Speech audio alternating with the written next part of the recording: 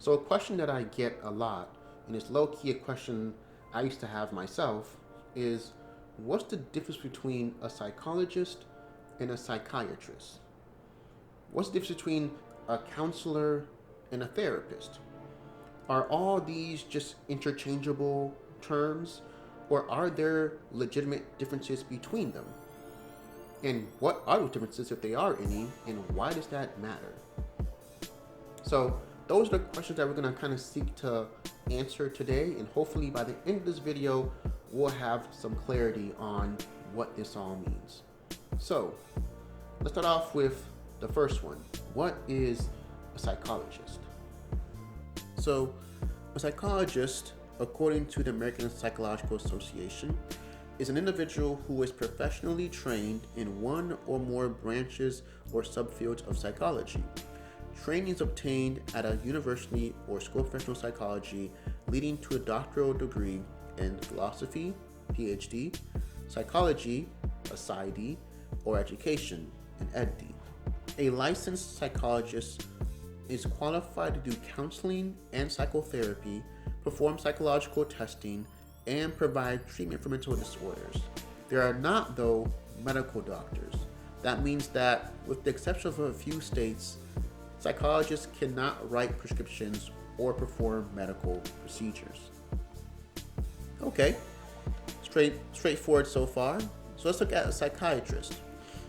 So a psychiatrist specializes in preventing, diagnosing, and treating mental illness.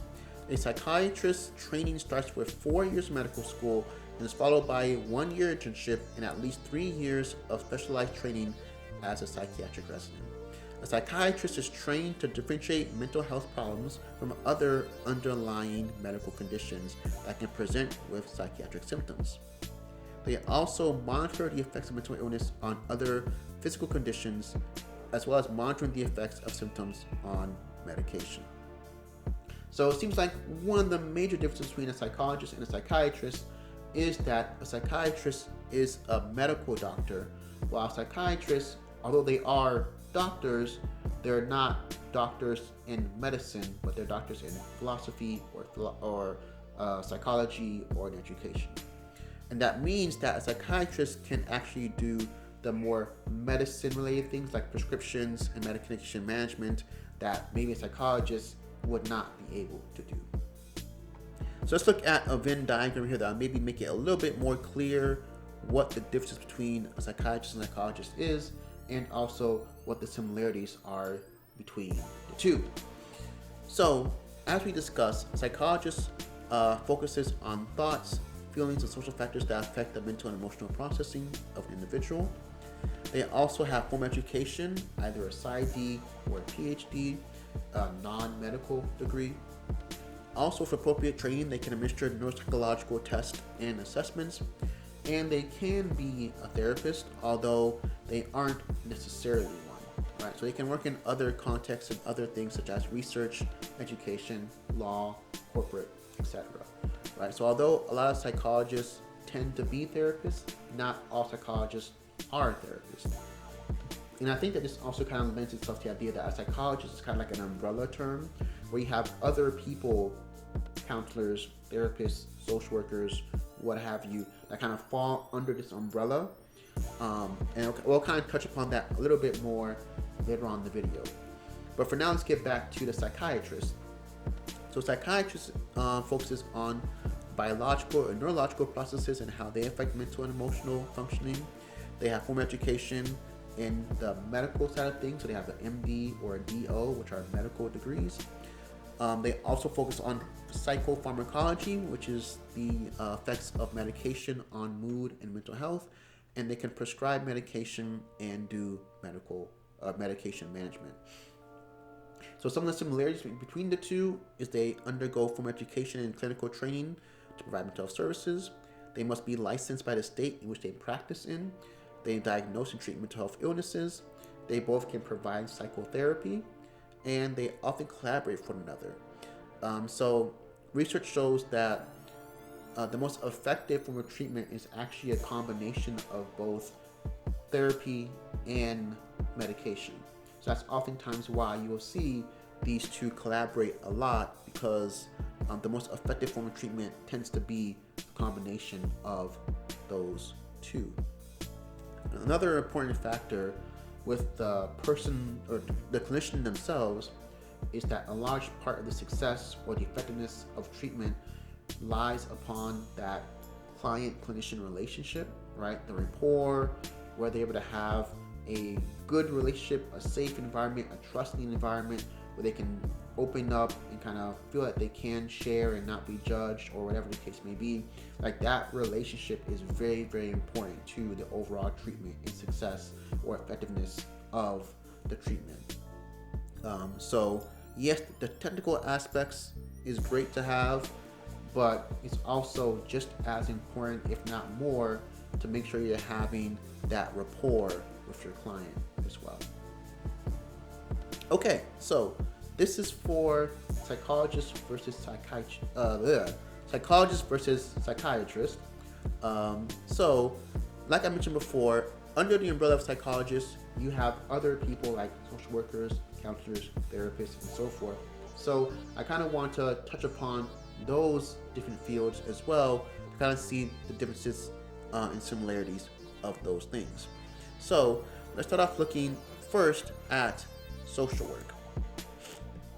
So a social worker, according to the National Association of Social Workers, or the NASW, clinical social work is a specialty practice area of social work which focuses on the assessment, diagnosis, treatment, or prevention of mental illness, emotional, and other behavioral disturbances. In addition to psychotherapy, social workers can provide case management, hospital discharge planning, as well as an advocate for patients and their family, and refer them to appropriate community resources.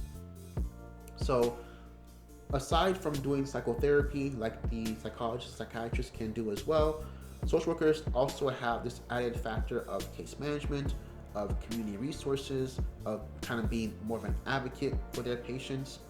Right, that kind of community outreach aspect is a very distinguishing factor of social work. So moving on now to counselors. So counselors, according to the American Counseling Association, or the ACA, are people who help, professional counselors help people gain personal insights, develop strategies, and come up with real solutions to the problems and challenges we all face in every area of our lives. As trained and credentialed professionals, they accomplish this by getting to know clients by building safe, positive relationships and suggesting tools and techniques they believe will benefit the clients. So again, we kind of see here some of those aspects that I talked about before, right? The importance of that safe, positive relationship that kind of help with the clinician-client rapport, and then also helping the client themselves gain insights and develop their own skills and strategies, and be able to suggest tools and techniques to help them in that regard as well.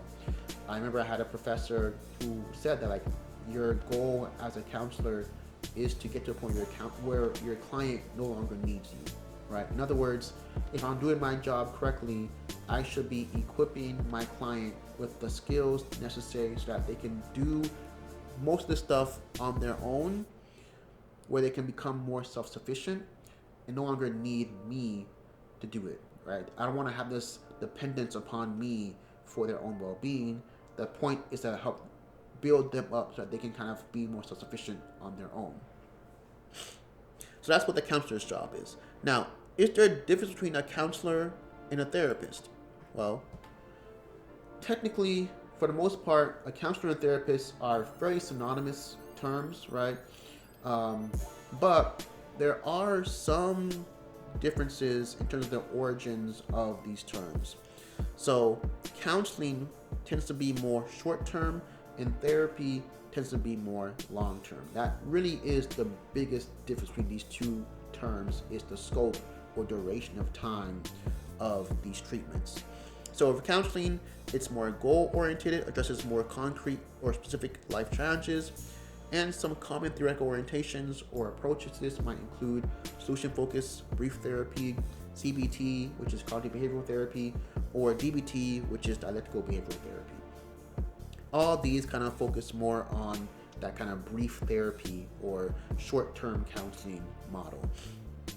And then we have therapy, which tends to be more holistic and addresses broader ranges of issues, treat ongoing or chronic mental illness. This approach allows for more focus on and addressing underlying issues, so more history, more looking back in childhood, things of that sort. And the most notable approach for this is psychoanalytic. And then in terms of the similarities, we have again being formally trained. At this level, it's a master's degree, so you don't necessarily need to have a doctorate level degree to be a counselor or a therapist. And then also you need to have the clinical training under supervision as well. They can diagnose mental illness and provide treatment plans for addressing emotional and behavioral problems.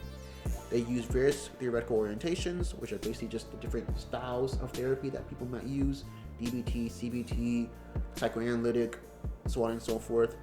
And then they can be individual, couple, family, or group. Right? So these are all just different forms of therapy: individual therapy, couples therapy, marriage counseling, family therapy, group therapy, so on and so forth. So that's really the main difference between a counselor and a therapist. Now there is one more title or job that's kind of creeped up and become more and more popular over the last few years, and that is the job of a coach. So what is a coach and what is a coach not? So a coach is not someone who is trained to treat mental health disorders, and they do not require formal education or clinical training in psychology or mental health, and they also do not require a state license to practice, as with psychiatry and counseling.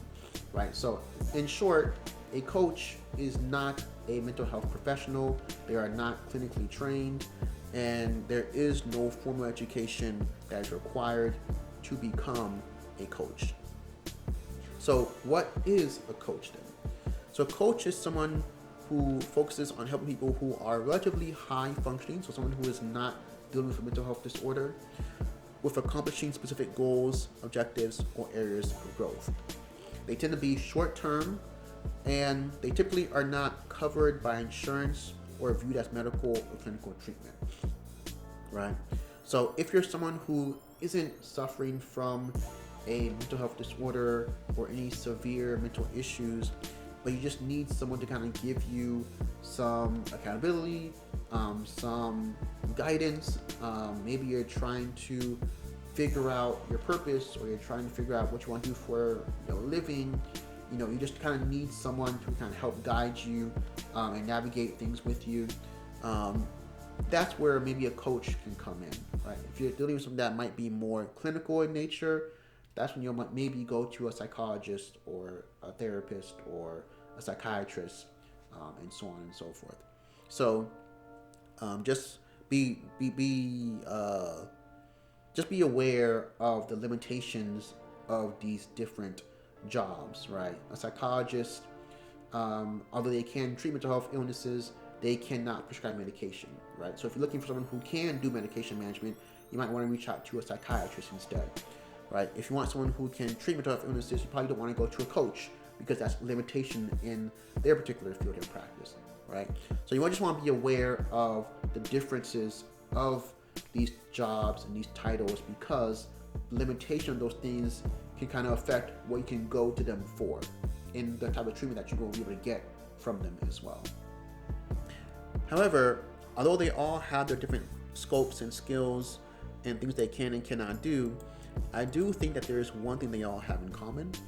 And that one thing they all have in common is seeking to improve upon their clients' mental health, helping them reach their goals, providing a space where they can feel seen and heard, and ultimately promote overall well-being in their life. So regardless of whatever it is that you might be seeking help for or needing help for, there is someone out there who can help you, right? Whether it be a coach, a psychologist, a psychiatrist, a therapist, a social worker, whoever it might be, there's someone out there who is skilled and trained and has the appropriate expertise to help you in whatever goal or treatment or whatever it is you're trying to seek out help for. So if you are in need Hopefully this has kind of helped you understand what these different titles are, what these different roles are, and reach out to the one who is most appropriate for you, given your situation and circumstances, what you ever might be in need of. Hopefully this was helpful, and as always, all the best.